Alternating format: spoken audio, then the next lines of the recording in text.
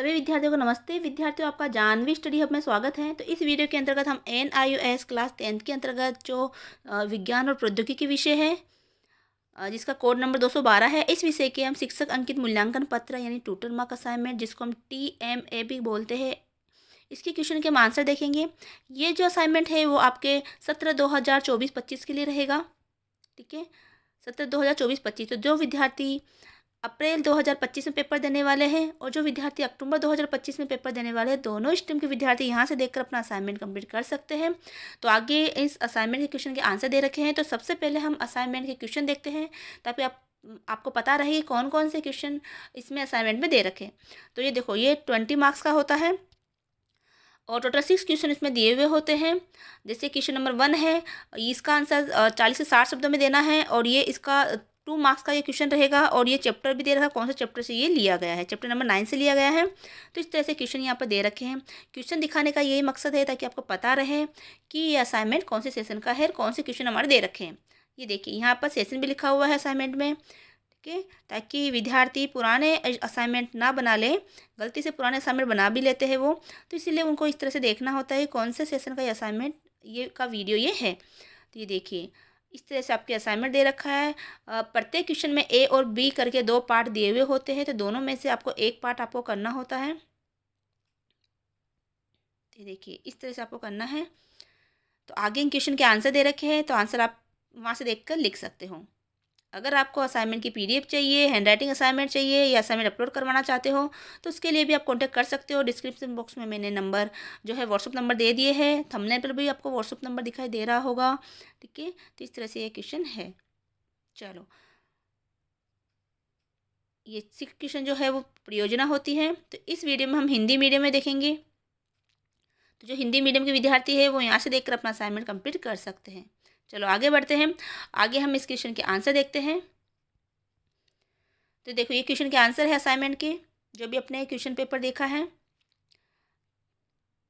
तो देखो, question number 1 है जिसका A पार्ट हल किया है, A पार्ट का आंसर दिखा हुआ है। तो इस तरह से आपको लिखना है। आप जो है क्वेश्चन नंबर इस तरह से डाल सकते हो, क्वेश्चन नंबर 1 और इसका A पार्ट और इसका फिर आंसर आप डायरेक्ट भी लिख सकते हो। और आपको लिखना है तो आप क्वेश्चन लिख लीजिएगा। और ये पैराग्राफ, अगर आप इसका जैसे कि ये ग्राफ दे रखा है, बनाना चाहते हो तो पेंसिल से भी बना सकते हो। ठीक है, और नहीं बनाओ तो भी चलेगा। अब इसी में से इस ग्राफ को देखकर ही आपको क्वेश्चन का आंसर लिखना है। देखो, यहाँ से इसने A नंबर का क्वेश्चन पूछा है, निम्नलिखित समयावधि के दौरान वस्तु की औसत चाल ज्ञात करें। औसत चाल हमें ज्ञात करनी है। तो ये देखिए, ये समय है, ग्राफ में ये दूरी है। तो औसत चाल का जो सूत्र होता है वो ये है, कुल दूरी बटावा कुल समय। तो औसत चाल कितनी दे रखी है? 6 सेकंड। तो 6 सेकंड के अंदर वो कितनी दूरी तय करता है?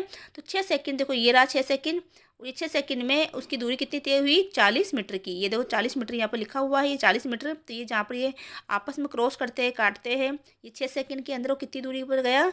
40 मीटर की दूरी पर चला गया है। तो यहाँ पर इसका 40 मीटर आएगा।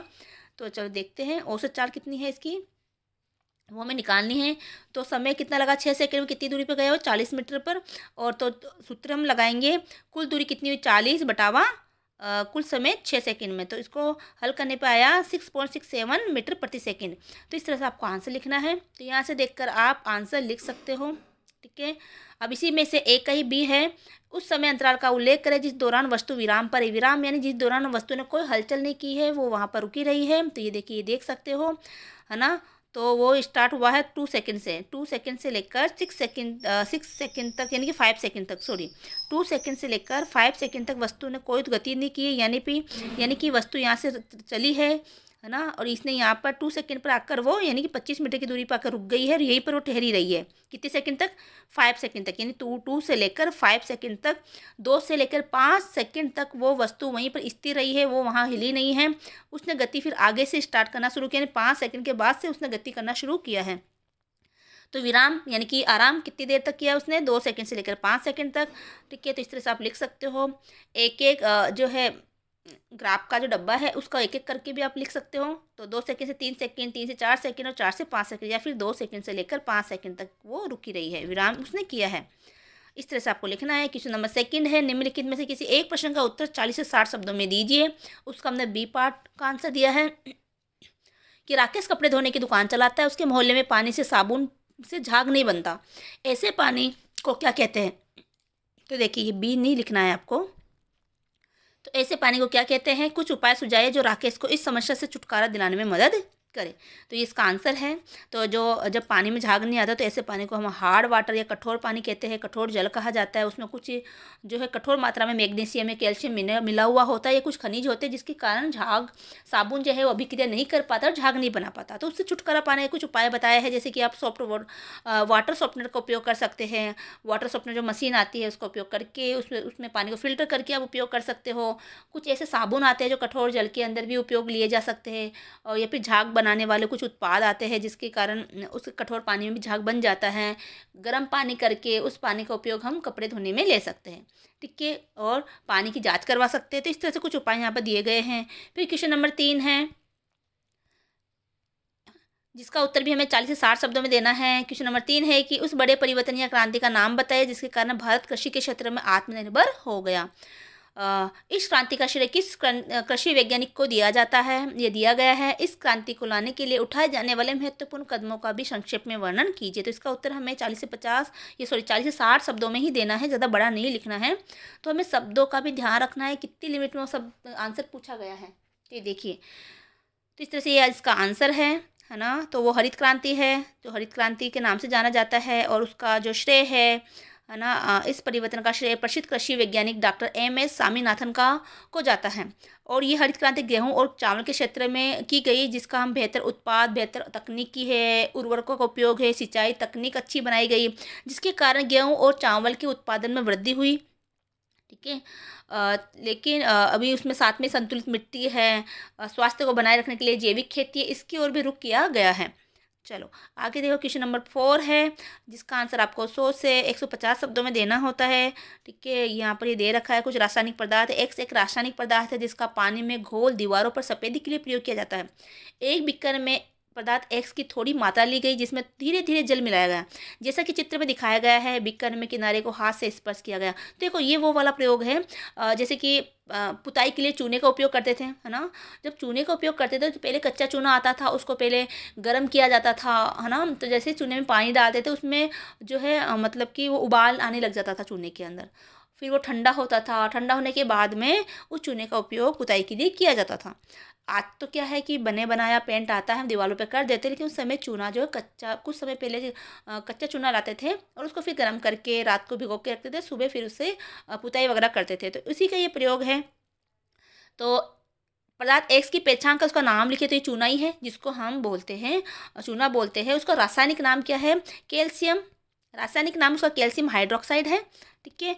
और इसका रासायनिक सूत्र CaOH2 है। तो इस तरह से इसका नाम दे रखा है।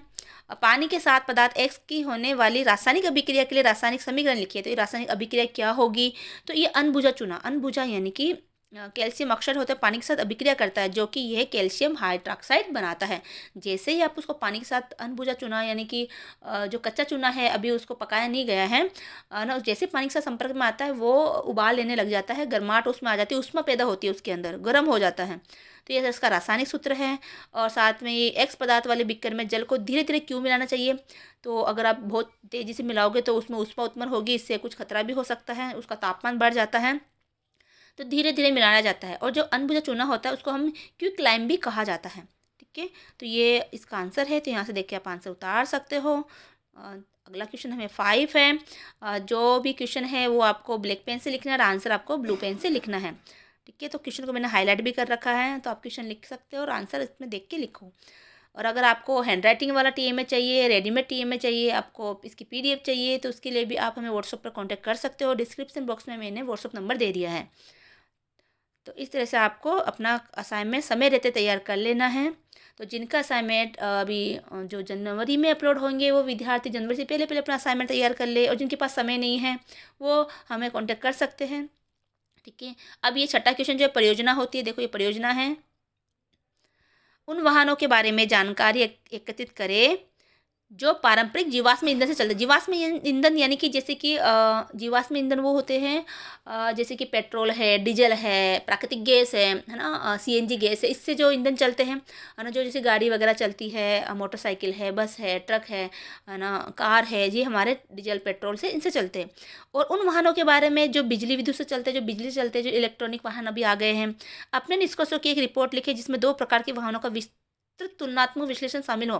दोनों का तुलनात्मक विश्लेषण करना है। अब विश्लेषण में क्या शामिल होना चाहिए, जब आप तुलना करोगे उसमें क्या क्या है कि उनके दोनों वाहनों के फ़ायदे क्या है और दोनों वाहनों के नुकसान क्या है। यानी इलेक्ट्रॉनिक वाहन है, इलेक्ट्रॉनिक व्हीकल है, और ये जो जीवाश्म ईंधन है, जो पेट्रोल डीजल से चलने वाले ईंधन है, उन दोनों के क्या तो फ़ायदे हैं, दोनों के नुकसान क्या है, दोनों ही पर्यावरण पर क्या प्रभाव डालते हैं, उनकी सीमाएं क्या है, उनको उपयोग करने में क्या क्या चुनौतियां हैं, भविष्य के दृष्टिकोण में हम क्या देख सकते हैं कि भविष्य में उसका विकास है, उसका आगे विकास कैसे हो रहा है, उसका हमें तुलनात्मक रूप से हमें क्या करना है, अध्ययन करना है।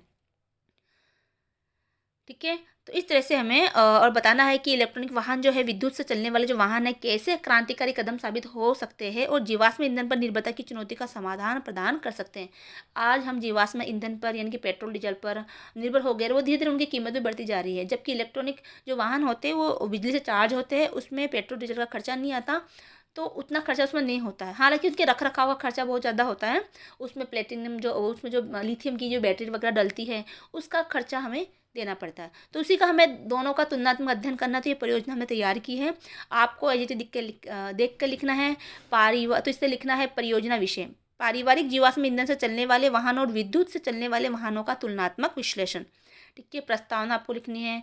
फिर है इसके पारंपरिक जीवन ईंधन के चलने वाले वाहन, तो जो पारंपरिक जो जीवाश्म ईंधन जो है ही डीजल पेट्रोल है, सीएनजी गैस है। ठीक है, तो इसके फ़ायदे क्या हैं ये आपको लिखना है। ठीक है, इस तरह से लंबी दूरी तय कर सकता है, रिपेयरिंग और मेंटेनेंस में आसानी होती है ना। उसकी जो है अवसंरचना उपलब्धता, यानी डीजल पेट्रोल के स्टेशन जो है वो आसानी से उपलब्ध हो जाते हैं, पेट्रोल पंप वगैरह हमें आसानी से उपलब्ध हो जाते हैं। उसकी हानियाँ क्या है, प्रदूषण करते हैं, है ना, उसमें देखो उसमें धुआं वगैरह निकलता है, तो जैसे कि ऑक्साइड, कार्बन डाइऑक्साइड है, सल्फर ऑक्साइड है, नाइट्रोजन ऑक्साइड है, ऐसे कुछ हानिकारक पदार्थ निकलते हैं जिसके कारण प्रदूषण होता है।